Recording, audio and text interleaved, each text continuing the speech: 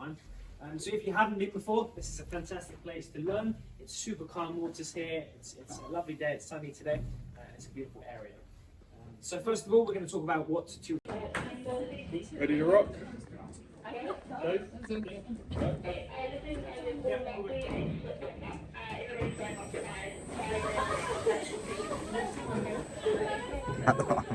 Guys, if you're on the outside, just hold on to the ground, push yourself out. Can you just finish it out just a minute?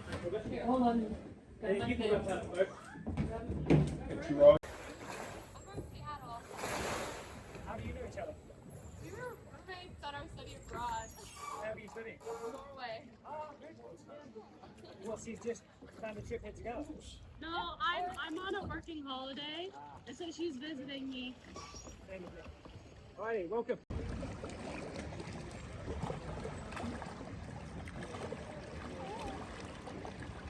That Pembroke Glacier would be completely melted by 2020. However, it's still here. We don't know how long it's going to be here for. Every day is a bonus. We did get a dumping of snow about a week ago. All of these mountaintops were covered in snow, which is pretty rare for March. But that definitely helped.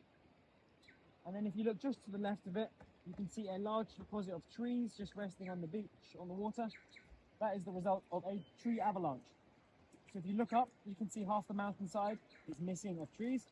And then just to the left of it, you've got the mountain where the trees are currently remaining. That happened during a bad storm.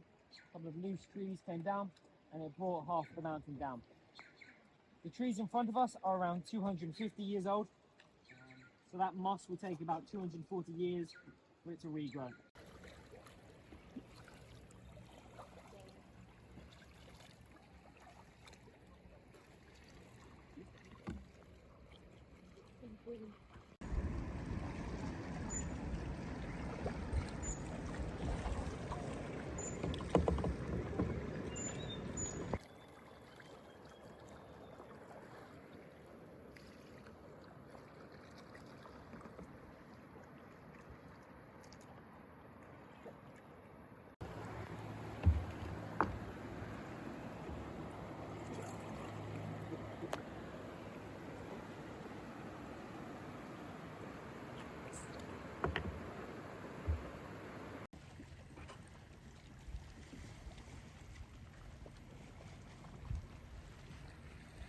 How does it look with it tilted like that? Funny? Looks so hard. I've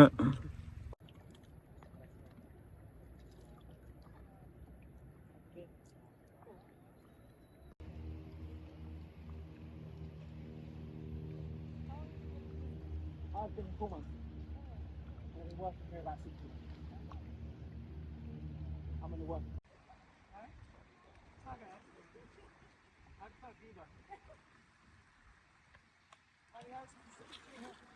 Fast all the way along, before you go down, and then the last few hours are rock face, but apparently you don't need any technical equipment.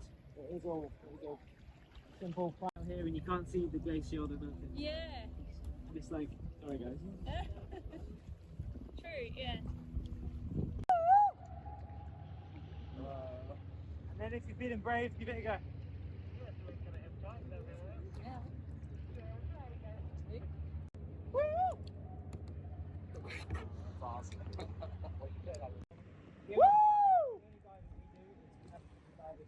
It's basically 3 reasons that allow a rare type of coral to grow here at 10 meters below sea level.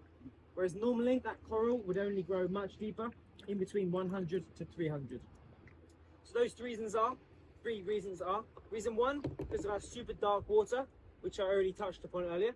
Reason 2, because of our calm water. And reason 3 is because our water is a consistent temperature. So the water is dark, because I mentioned earlier about the tannins, which creates a freshwater layer of rainwater that sits on top of the seawater. The calm water, when the glacier was being created thousands of years ago, it was bulldozing and pushing everything in its way out towards the Tasman Sea.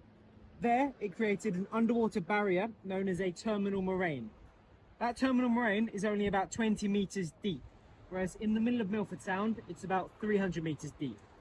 So what that terminal moraine does, it basically protects the sound here, or the fjord as it should be called, from all of the harsh currents and harsh swell that you find in the Tasman Sea.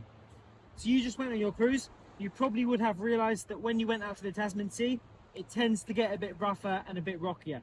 Whereas here in the Sound, it is super calm. That's just the terminal moraine doing its job. So that's number 2. And then number 3, has anyone seen Finding Nemo? Yes. Good, most of you have, which is good. You probably remember the EAC, or the East Australian Current. It's the wave that the turtles are riding on. That's a real thing. So we benefit from some of that. Some of that water, that warm water trickles in here. So in the winter, our water stays around 13 or 14 degrees. How we doing, Mr. LaFour?